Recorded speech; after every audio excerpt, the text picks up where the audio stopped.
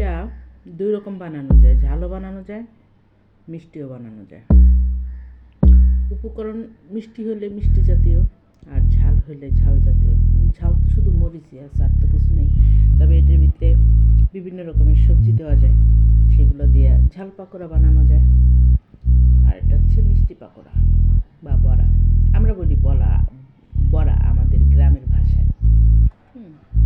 যেমন এটার ভিতরে আছে চালের গুঁড়া, তারপরে আটা, ডিম, কলা, চিনি, গুড়, এগুলো দিয়ে মিষ্টিটা বানানো যায়। তবে আমি এগুলোই দিচ্ছি। আর যেটা ঝাল বানাবো সেটার ভিতরে চালের গুঁড়া, তারপরে হচ্ছে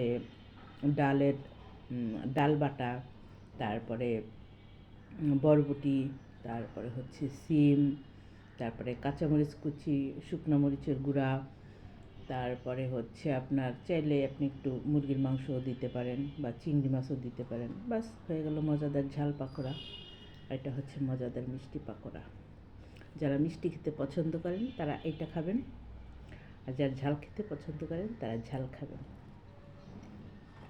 আমি দুইটাই পছন্দ করি, তবে ঝালটা বেশি পছন্দ করি। এটা মিষ্টি কিন্তু অত মিষ্টি না, অল্প নামমাত্র মিষ্টি।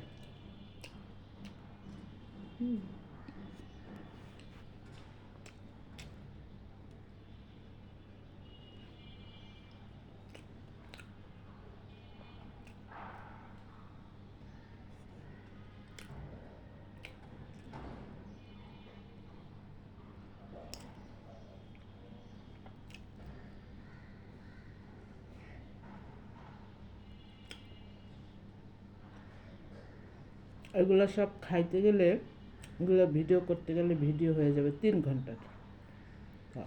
আমি 3 ঘন্টার ভিডিও করতে চাই না, আমি 3 মিনিটের ভিডিও করতে চাই।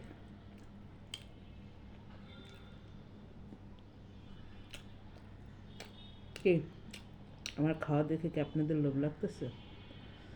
লোভ লাগলে কিছু করার নেই, কারণ আমি আপনাদেরকে খাওয়াইতে পারবো না। আমারটা দেখে দেখে হয়তো আপনারা বানায় খেতে পারবেন।